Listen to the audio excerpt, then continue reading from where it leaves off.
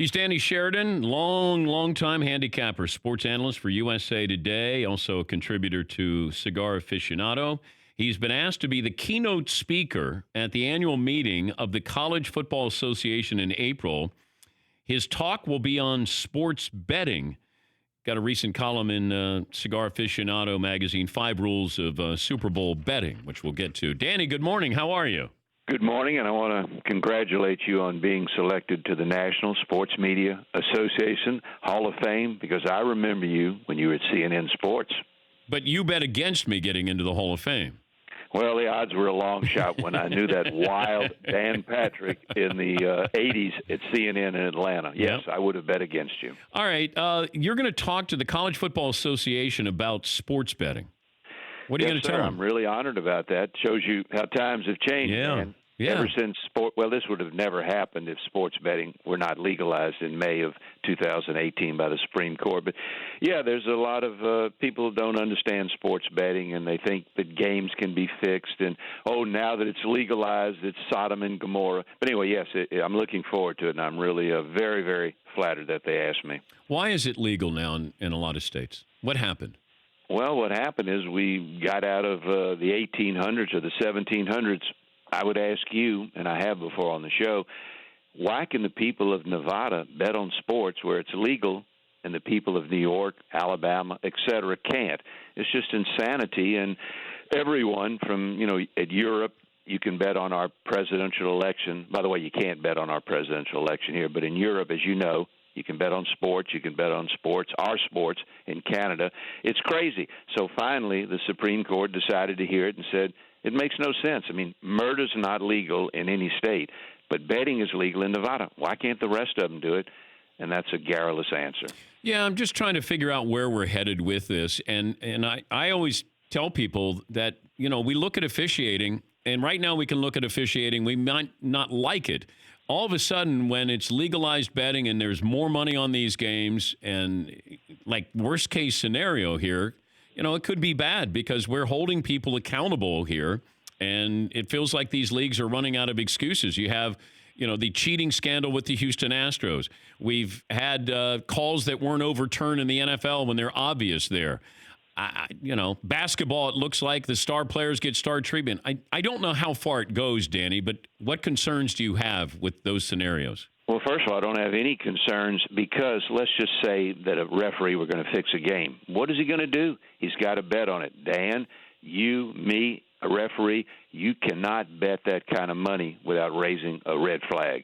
And the safeguards are in place. When sports betting came in, I guess in 1940 when the point spread was invented, it's been the same thing. Even though it's legalized now, it's even harder to fix a bet. If you walk in, Dan, or just say Brother Todd Fritz walks in, and he wants to bet $5,000, which is a lot of money, but not a lot of money if you're going to fix a game, and he wants to bet it legally in New Jersey, it's going to raise a red flag.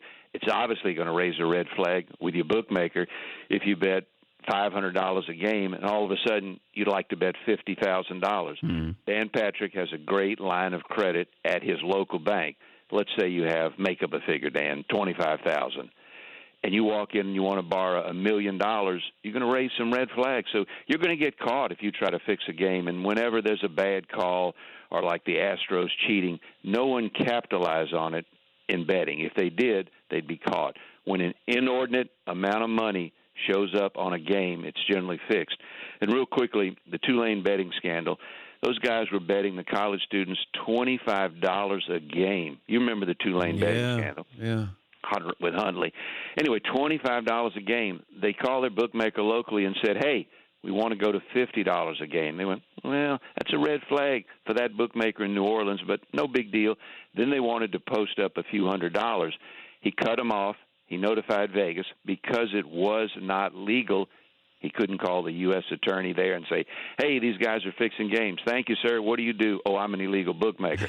So he had to call. It's silly. He had to call Nevada, tell them they told the New Orleans DA, and that's how the case was uncovered. An inordinate amount of money, which was only $25 to $100.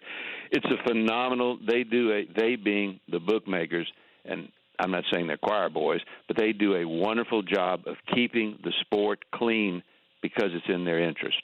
And then you had the Josh Shaw situation where the Cardinals DB who wasn't playing, but then he goes to a sports book and then he bets on the Cardinals.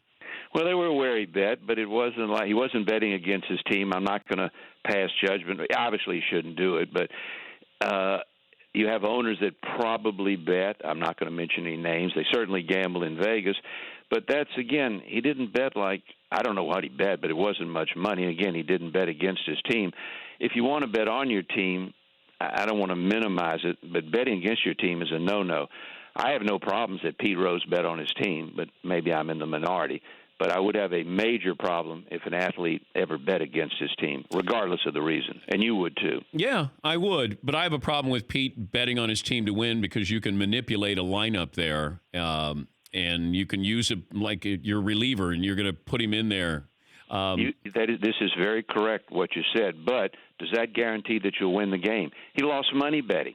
With his knowledge, with his, if you want to use the word, manipulating the lineup, He lost money. It's very hard to beat the spread, Dan. It really is. And again, if you're betting on your team, I guess, a coach could run up the score, a professional coach or a college coach, but why would he do that when he's making millions? And if he did it, how would he bet that kind of money? He couldn't bet $20,000 or $10,000 without raising a bell. And I do know of coaches, and I'm writing a book now, who have made wagers when, they were out of coaching and they were athletic directors, well-known Hall of Fame coaches, and they took the bet because it was on their team.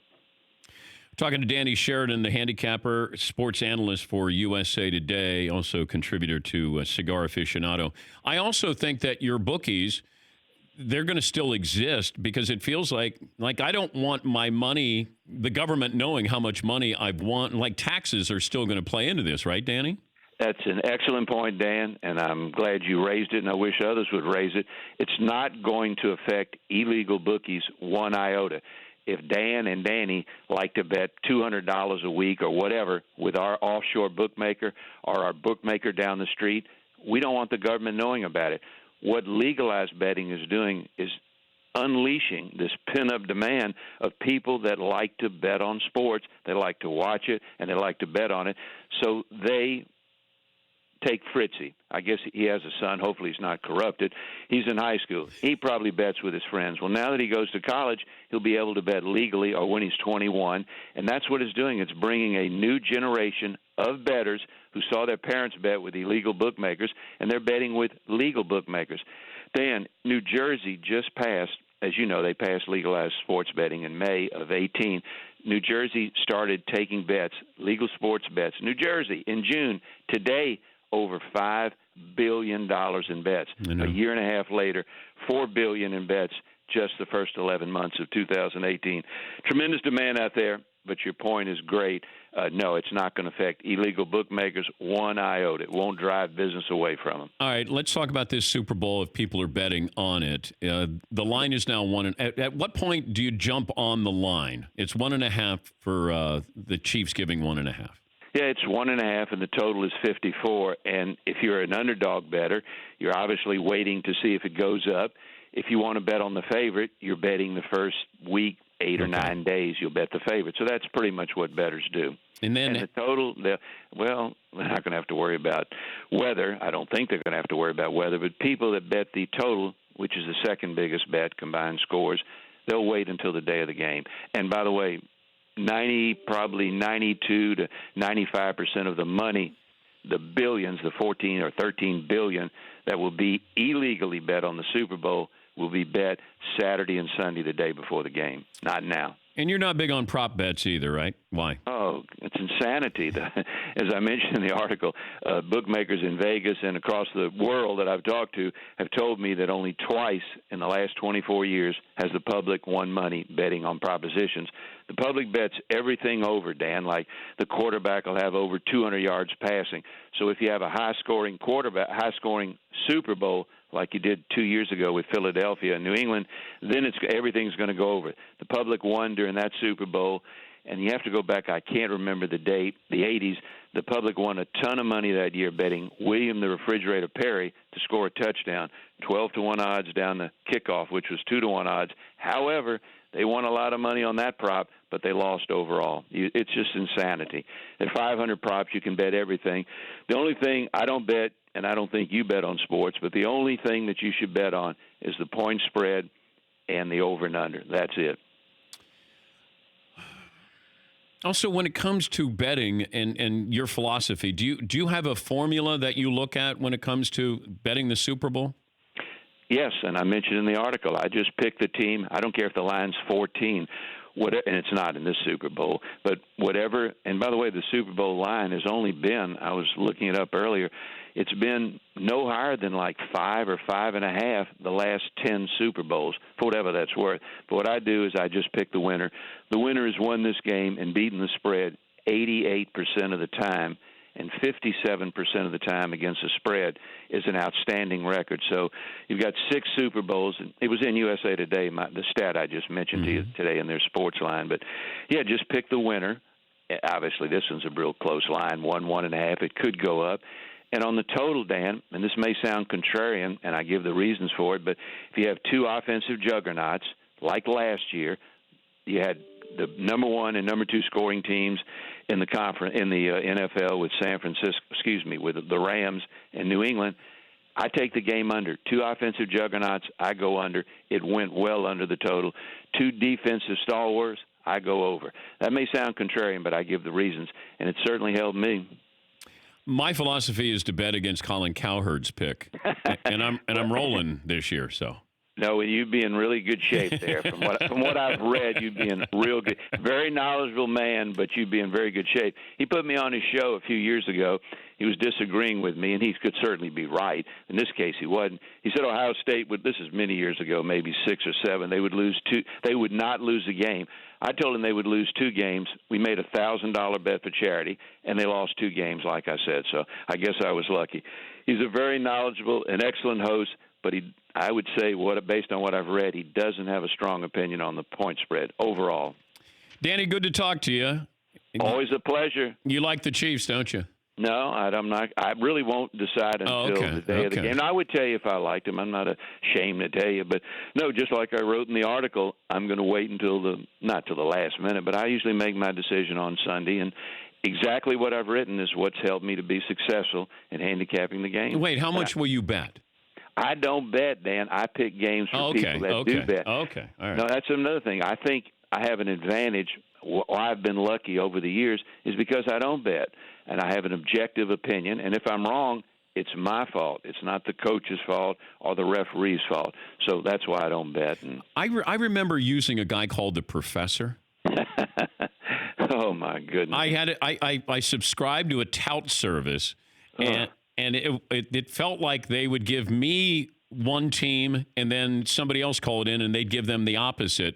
I don't know how that worked, but I remember one year betting on NFL games. I had a tout service, and I think it was called the Professor. Another one was called Big Apple or something. And I'd call into this number, and I'd say, "What's your pick?" And then they say, "We like the Bears given the points." And then that would be a click, and that was it. So you paid like $50 for each week or something crazy like that. They call them. I don't know about the gentleman you're talking about, but they call them handicappers. And yes, many of them give both sides.